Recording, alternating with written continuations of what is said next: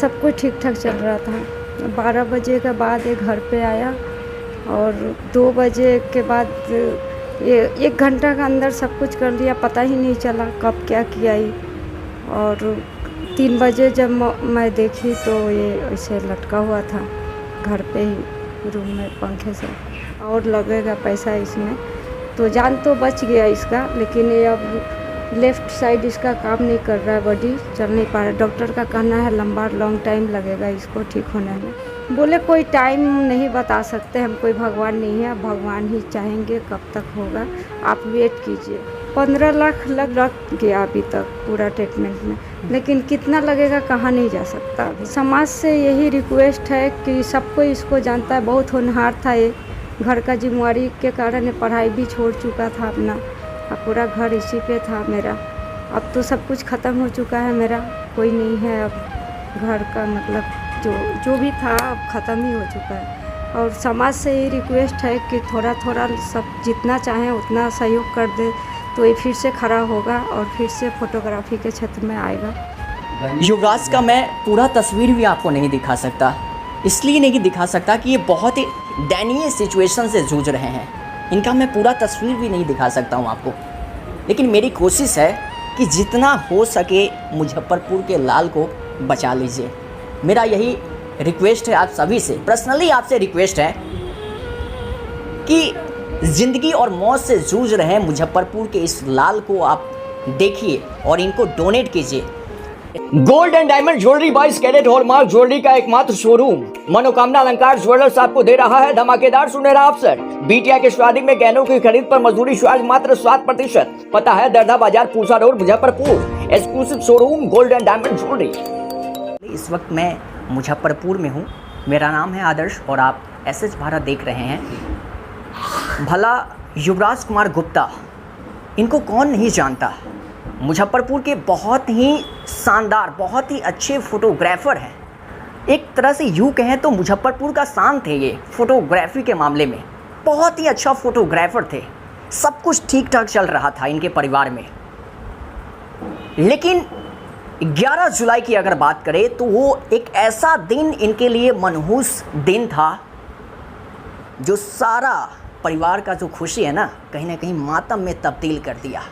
दरअसल इसलिए मैं उसी युवराज का बात कर रहा हूं जो अच्छे फोटोग्राफर थे। अचानक उनके माइंड में आत्महत्या करने का ख्याल आता है और वो कदम उठा भी डालते हैं। लेकिन मैंने आपको पहले भी बताया कि जिस डेट में जिस इंसान की मृत्यु अगर तय नहीं है, उस दिन यमराज तो क्या कोई और भी आ जाएगा ना, उसको मार नहीं सकता है। ये सच्चाई है और युवराज को भगवान का लाख लाख शुक्र है कि वो बच गए। हम इस जगह पे इस वक्त उपस्थित हैं। युवराज की पहले की आपको हम तस्वीर भी दिखाएंगे, जैसा कि विजुअल के माध्यम से आप देख रहे होंगे स्क्रीन पे साफ तौर पे। और अभी का सिचुएशन देखिए, कैसे इनका जो गर्दन का जो नस है ना, आत्महत्या करने की जिस दिन ये कोशिश किए 11 जुलाई की सुबह 4 बजे की ये घटना है। जैसा कि इनके परिवारजन बता रहे हैं, 11 जुलाई की घटना है जब ये आत्महत्या करने की कोशिश किए। लेकिन भगवान का शुक्र है कि ये बच गए। बच तो गए, लेकिन ये अपने जिंदगी और मौत से जूझ रहे हैं। जूझ इसलिए रहे हैं, आपको बता दें कि गर्दन का इनका जो नस है ना वो दब गया है और इनका परिवार जो है ना कहीं इनके परिवार का खुशी छीन गया है। आज ये भटक रहे हैं, दर की ठोकरें खा रहे हैं। इनको डोनेट चाहिए और इन बच्चों को क्यों नहीं बचाया जा सकता है। मुजफ्फरपुर का ये लाल है, बिहार का शान है। फोटोग्राफी के मामले में कौन नहीं जानता युवराज को। इनके माता पिता हैं, दोस्त हैं, बहन हैं, भाई हैं, सब हैं, पिताजी भी हैं। बहुत खुश थे, ज़िंदगी में सब कुछ ठीक ठाक चल रहा था। लेकिन अचानक 11 जुलाई को युवराज के मन में ख्याल आता है आत्महत्या का, कदम उठा डालते हैं। लेकिन ये बच तो जाते हैं, लेकिन ज़िंदगी और मौत से जूझ रहे हैं। इनके परिवार से हम बातचीत करेंगे। माता जी, ये बताएं आप कैसे हुआ ये सब। उस दिन 11 जुलाई को युवराज काम करने गया हुआ था एंगेजमेंट का, मैं ट्यूशन पढ़ाने गई थी। सब कुछ ठीक ठाक चल रहा था। 12 बजे के बाद ये घर पे आया और 2 बजे के बाद ये 1 घंटा के अंदर सब कुछ कर लिया, पता ही नहीं चला कब क्या किया ही। और 3 बजे जब मैं देखी तो ये ऐसे लटका हुआ था घर पे ही रूम में पंखे से। ये बताएं आप कि आप कोई भी माँ होती है ना, वो बच्चे का अपना बहुत ही ख्याल रखते हैं, और बच्चे अगला कदम क्या उठाने वाले हैं ना, माँ को सबसे पहले संकेत जाता है और माँ समझ भी जाती है। माता, जब आपको क्या लगा जब ये फ्रस्ट्रेट आपको दिखते थे, आत्महत्या करने की जो कोशिश किए, उससे पहले आपको कोई संकेत आपको लगा ऐसा? नहीं, ऐसा कुछ भी नहीं लगा। डिप्रेशन में रहता था पैसा के तंगी के कारण, आर्थिक स्थिति के कारण यही घर चलाता था। यही घर? फोटोग्राफ। कितने हाँ। लड़का और लड़की हैं आप? 2 लड़का 1 लड़की। सबसे बड़े कौन थे? बड़े यही था, युवराज बड़े थे। युवराज बड़े। देखिए, कहते हैं ना कि अगर जिस फैमिली में, किसी भी फैमिली के लिए वो बैकबोन होते हैं, लेकिन जब एक परिवार में बड़ा भाई होता है ना, परिवार का देख रेख, घर को चलाना उनकी जिम्मेवारी आ जाती है। जब बेटा बड़े हो जाते हैं, युवराज सब कुछ चला रहे थे, लेकिन अचानक ये सब हो जाता है। अब कैसे होगा? कहाँ इलाज चल रहा है? कब से इलाज चल रहा है? अब तक क्या हुआ? जब ये वैसे किया था तो हम लोग उतार के रखे थे, फिर दोस्त लोग इसका आए, उठा के सदर में लेके गए, फिर प्रशांत में रखे, वहाँ से पारस में लेके गए, और दादाजी लोग ने भी सपोर्ट किया, पैसा कर्ज लेके लगाया उन लोगों ने, लेकिन उतना सक्षम नहीं है और लगाने का, और लगेगा पैसा इसमें। तो जान तो बच गया इसका, लेकिन ये अब लेफ़्ट साइड इसका काम नहीं कर रहा है, बॉडी चल नहीं पा रहा। डॉक्टर का कहना है लॉन्ग टाइम लगेगा इसको ठीक होने में। डॉक्टर क्या बोले, कब तक ये सब ठीक हो जाएगा? बोले कोई टाइम नहीं बता सकते हम, कोई भगवान नहीं है, भगवान ही चाहेंगे कब तक होगा, आप वेट कीजिए। कितना अभी तक पैसा लग चुका है और कितना ज़रूरी है आपको?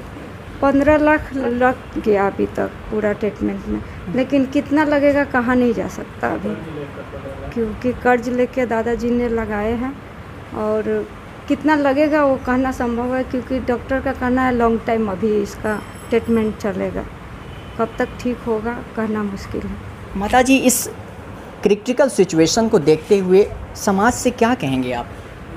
समाज से यही रिक्वेस्ट है कि सबको इसको जानता है, बहुत होनहार था ये, घर का जिम्मेवारी के कारण पढ़ाई भी छोड़ चुका था अपना, अब पूरा घर इसी पे था मेरा।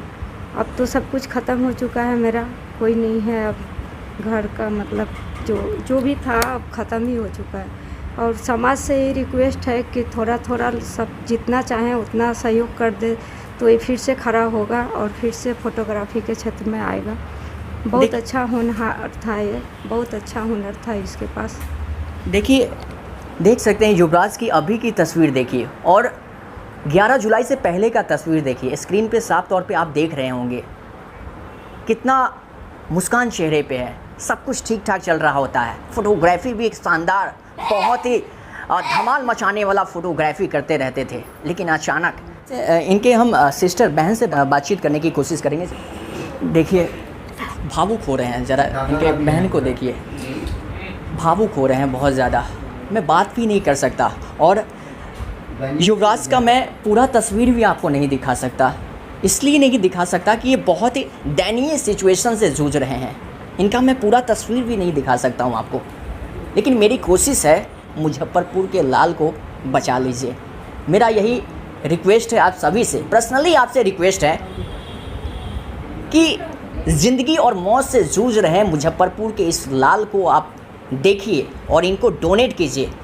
स्क्रीन पे फ़ोनपे नंबर है इनका, और ये कोई स्पैम वाली बात नहीं है। हम इनसे आज बात करके जा रहे हैं, और जिस दिन ये पूरी तरीके से दौड़ने लगेंगे ना, ज़मीन पे दौड़ने लगेंगे, उस दिन भी हम आपको दिखाने ज़रूर आएंगे कि युवराज, ये युवराज वही है जो 11 जुलाई से पहले का युवराज था, और 11 जुलाई के बाद का युवराज का सिचुएशन मैंने आपको दिखाया।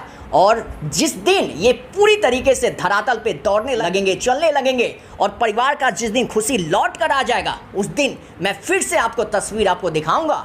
और फिलहाल ये तस्वीर बहुत ही दर्दनाक तस्वीर इस वक्त हम आपको दिखा रहे थे मुजफ्फरपुर से। बाकी युवराज के बारे में आपका क्या कहना है, क्या सोचते हैं, कमेंट करके आप ज़रूर बताएं।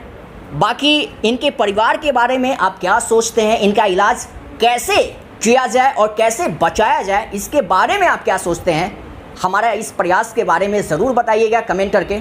फ़िलहाल दीजिए हमें इजाज़त। नमस्कार।